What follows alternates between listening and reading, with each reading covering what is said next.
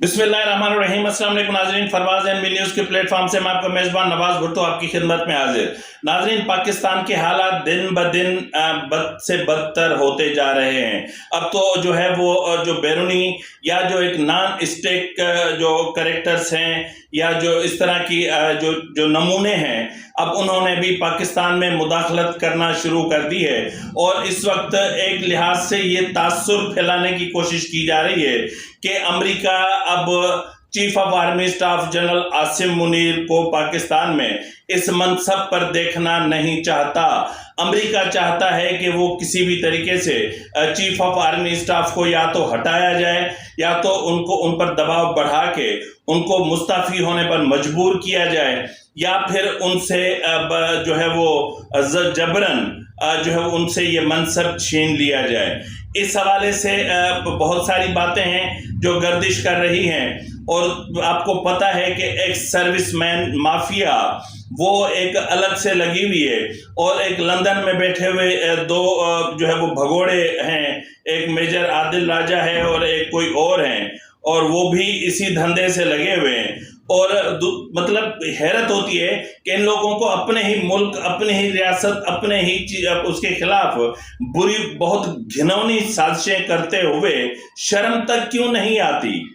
क्या ये इस मुल्क को में अदम इस्तेहकाम फैलाकर इन लोगों को क्या मिलता है, क्या मिलेगा?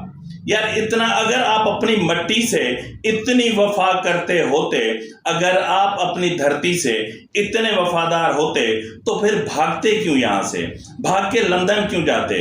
लंदन अपना यहाँ से भागने के पीछे भी तो कोई कहानियां होंगी, उसके पीछे भी तो कुछ हकायक होंगे। वो हकायक बहुत सारे लोग तो जानते भी हैं और बहुत सारे लोग नहीं जानते।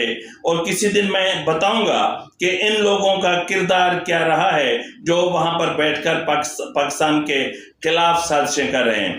इसमें शक की कोई गुंजाइश नहीं कि इस वक्त हमारी मुल्क की आर्मी, अदलिया और इदारे, उनमें बाकायदा एक बहुत बुरे तरीके से तकसीम पाई जा रही है और तकसीम बढ़ रही है।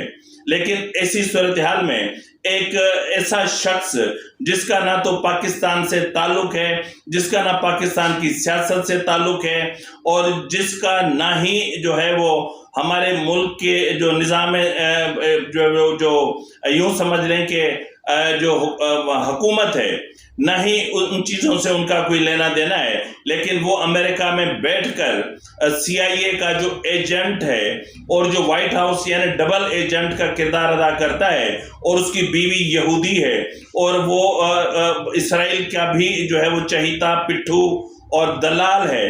और उस दलाल का नाम है ज़ल्मे खलीलजाद। और ये जो दलाल है, ये जो मतलब मैं तो समझता हूँ कि शायद ये खुद यहूदी नस्ल में से है, तो इसलिए उनके बच्चे भी यहूदी, बीवी भी यहूदी।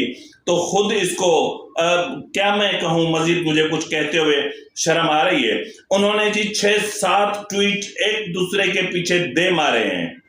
वो ट्वीट्स आपकी इस वक्त स्क्रीन पर हैं और उन्होंने क्या कहा है जरा मैं आपको पढ़ के सुनाता हूँ। ज़ल्मे खलीलजाद ने कहा है कि पाकिस्तान में इस वक्त भी उम्मीद की जो है वो एक नाजुक सी और कमज़ोर सी निशानियां मौजूद हैं। सुप्रीम कोर्ट का गुज़िश्ता रोज़ का फैसला और इस्लामाबाद हाई कोर्ट का गुज़िश्ता रोज़ यानी उसने आज का कहा है आज फैसला जो है, और आज इमरान खान की रिहाई का हुक्म और फौज के अंदर कुछ लोगों की भारी हाथ से ज़्यादा रसाई के खिलाफ बढ़ती हुई मुखालफत। ठीक है जी। मजीद कहा है कि शदीद तबाही से खबरदार किया जा सकता है, लेकिन सिर्फ 2 चीज़ें होने की सूरत में, यानी आप 2 चीज़ें ये करो। बाकी ज़ल्मे खलीलजाद आपको गारंटी देता है कि पाकिस्तान में सब ठीक हो जाएगा। दूध की नहरें बहेंगी, बिल्कुल दूध की, शहद की भी नहरें बहेंगी यहाँ। मजीद ये क्या भौंकता है जरा मुलाहिजा फरमाएं। उनका कहना है कि जी जो 2 चीज़ें, उनमें पहली चीज़ ये है कि army chief of army staff general Asim Munir को जो है वो کہ مستعفی ہونے کی ضرورت ہے اور انتخابات جو ہے وہ مقررہ تاریخ پر ہونے چاہیے، یعنی پہلی کے بغیر اور دوسرا امکان نہیں ہے۔ یعنی پہلی کا مطلب کہ چیف آف آرمی اسٹاف ہر صورت میں مستعفی ہوں اور عمران خان کو لایا جائے۔ تو مزید یہ کہہ رہے ہیں کہ جی ان اقدامات کے بغیر پاکستان کا معاشی، سیاسی اور سیکیورٹی بحران مزید بڑھے گا۔ یعنی یہ آپ کو ڈرا رہے ہیں، یہ ہمیں دھمکا رہے ہیں، یہ دوسرے لفظوں میں اس کو ڈرانا اور دھمکانا کہتے ہیں، ٹھیک ہے جی۔ مزید کہہ رہے ہیں کہ جنرل عاصم منیر نے اپنے کام کو غلط طریقے سے جو ہے وہ اس کو ہینڈل کیا ہے اور عوام میں تقسیم ڈال دی ہے۔ وہ کئی سینئر پاکستانیوں کی حمایت بھی کھو چکے ہیں۔ یہ سینئر پاکستانی کون ہے پتہ ہے آپ کو؟ یہ ایکس سروس مین، یہ ریٹائرڈ فوجی بھگوڑے جو اس ملک کے خزانے کو لوٹ کر اس وقت برطانیہ، امریکہ، کینیڈا اور پتہ نہیں کون کون سے مغربی ممالک میں بیٹھ کر وہاں ان کے جو ہے وہ پاؤں دھلوا رہے ہیں اور اب وہ مطلب ہمارے معاملات کو چلائیں گے۔ تو مزید کا ہے کہ جی جو ہے وہ کچھ لوگوں نے ان کی بطور آرمی چیف تقرر کی بدقسمتی سے شروع سے ہی ناراضگی ظاہر کی تھی، لیکن اس کو نہیں سنا گیا۔ بہت سے سینئر افسران کا خیال ہے کہ عاصم منیر صاحب نواز شریف کی طرف حد سے زیادہ نہ صرف دیکھتا ہے بلکہ وہ انہی کے ایجنڈے کو فالو کرتا ہے، ٹھیک ہے جی۔ جنرل عاصم منیر کی بد انتظامی خاص طور پر گزشتہ چند دنوں میں کئی اعلیٰ افسران جن میں کچھ کور کمانڈرز بھی شامل ہیں نے استعفیٰ دینے کی دھمکی دی ہے۔ یہ ہے وہ خبر جو چل رہی تھی اور جو ہے گزشتہ روز آج general Asim Munir senior level کے اجلاس کے لیے مناسب نہیں ہو سکے، یعنی انہوں نے سینئر لیول کا کور کمانڈرز کا اجلاس بلایا تھا لیکن اس میں کم از کم 2 نے شرکت سے انکار کر دیا۔ وہ بین الاقوامی سطح پر بھی گراؤنڈ کھو چکے ہیں۔ کئی ہم منصب اب اس کے فیصلے اور اس سے نمٹنے پر سوال اٹھاتے ہیں۔ اب جی آخر میں کہہ رہے ہیں ملک میں صورتحال، پاکستان کے مقبول ترین سیاسی رہنما کو ختم کرنے کے لیے انتخابات کی تاریخ پر معاہدہ کرنے اور ہنگامہ آرائی کو ختم کرنے کے لیے نئے آرمی چیف کی ضرورت ہے۔ کسی نئے اور سیاسی طور پر غیر جانبدار کو اس کردار میں قدم رکھنا چاہیے اور انہوں نے مطالبہ کیا ہے۔ میں جنرل عاصم منیر سے مطالبہ کرتا ہوں کہ وہ محب وطن بن کر استعفیٰ دے دیں۔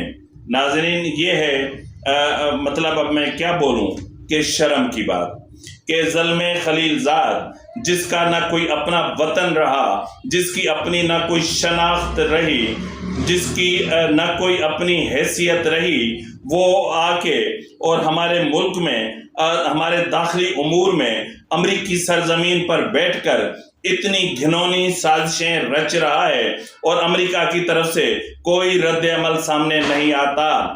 تو ایسی صورتحال میں ہونا تو یہ چاہیے کہ امریکہ ایسے پاگلوں کو میں اب دوسرا لفظ استعمال نہیں کرنا چاہتا، میں اس کو تھوڑا سا مہذب کر دیتا ہوں کہ ایسے پاگل دلالوں کے گلے میں پٹا ڈالیں اور وہ جو کانگریس مینز جو بریڈ شرمین جیسے ایک غلیظ اور گھٹیا شخص کے جو ہے وہ معاملات جو باتوں میں آ کر کے اور پاکستان کے خلاف سازشیں کر رہے ہیں، یہ سازشیں بند ہونی چاہیے۔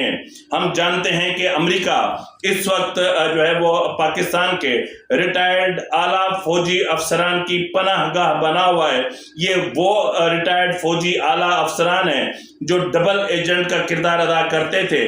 یہ کبھی پاکستان کے ہوا کرتے تھے، اہم عہدوں پر تعینات ہوا کرتے تھے، لیکن یہ نمک حلالی سی آئی اے کی کیا کرتے تھے اور آج سی آئی اے نے اور آج ان کو جو ہے وہ ان کو فری میسنری نے یعنی ایلومناتی نے ان کو نوازا ہے، ان کو انعامات دیے ہیں اور انعامات سے نواز کر ان کو فارم ہاؤسز دیے ہوئے ہیں اور وہاں پر انہوں نے اپنی جو ہے وہ ایک جاگیریں قائم کر رکھی ہیں۔